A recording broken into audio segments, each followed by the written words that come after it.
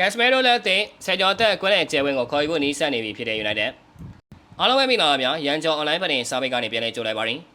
နီလာမိုင်ကယ်ကာရီကိုအမြဲတမ်းနီးပြခန့်အပ်ပြီးချန်ပီယံလိဝင်ရခဲ့တဲ့ United ဟာကွဲတဲ့ပိုင်းကိုအဓိကချပြီးအင်အားဖြည့်ဖို့ပြင်ဆင်နေပါရင်းဒီနေရာဒီမှာတင်ကနေတဲဝင်ထက်ခွာသွားသူတွေကတော့ပေါင်လေး14တန်းနဲ့နာပိုလီကိုပြီးသက်ပြောင်းသွားတဲ့ White နဲ့စာချုပ်တန်းကော်လို့အလွန်နဲ့ထွက်သွားကြတဲ့ Casemiro မာလာဆီယာနဲ့ခြေတန်းဆန်ချိုလို့ဖြစ်ပါရင်း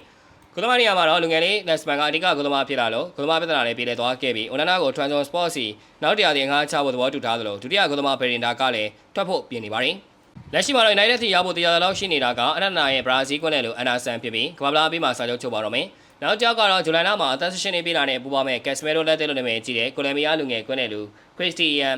Orozo ပဲဖြစ်ပါရင်းရှားပြမတွေကတော့ဝေဆန်ကွန်းနဲ့လူမာတရားဖိုင်နယ်ကို United ကပုတ်ကိုယ်သဘောတူမှုရထားပေမဲ့ဝေဆန်ရဲ့ပေါင်တန်း80ကျော်တောင်းဆိုမှုကြောင့်ကြမ်းကြနေပြီးစပါကလည်းဂျားပြက်ခေါ်ဖို့ကြိုးစားနေပါရင်းဒါပေမဲ့ဖိုင်နယ်ကိုယ်တိုင်ကတော့ Bruno Fernandes နဲ့တွဲကစားခြင်းလို့ United ကိုပဲပို့ပြောင်းချင်နေပါရင်းဘယ်နောက်ခါလူနေရာအတွက် Newcastle က Luis Hall က United စီပြောင်းဖို့ဆရာထက်တန်နေပြီးကွန်းနဲ့လူ Alex Scott ကိုလည်းအရန်ပြမဲ့ဖြင့်ပေါင်တန်း60ဝန်းကျင်နဲ့မျက်စိကြားနေပါရင်းရီကချော်မန်နီကတော့အိမ်မက်ပြမဲ့ဖြစ်ပေမဲ့လောက်ခါလာစာနဲ့ဈေးနှုန်းကြောင့်ခေါ်ဖို့အတွက်ခက်ခဲနိုင်ပါရင်းတောင်ပန်အတွက်ဆမာဖီကိုပေါင်တန်း90နဲ့စိတ်ဝင်စားနေပေမဲ့ကွာဘလာမှာခြေစွမ်းပြနေလို့ဈေးတက်လာနိုင်ပြီး Redford ကိုတော့ပေါင်တန်း40ဝန်းကျင်နဲ့ရောင်းချဖို့ပြင်ဆင်နေပါရင်းမန်စီးတီးကပေါင်တန်း130နဲ့ခေါ်သွားတဲ့ Elliot Anderson ရဲ့အပြောင်းအရွှေ့မှာတော့ United ကဈေးပြိုင်ဝင်ရှောင်ထွက်ခဲ့ပါရင်း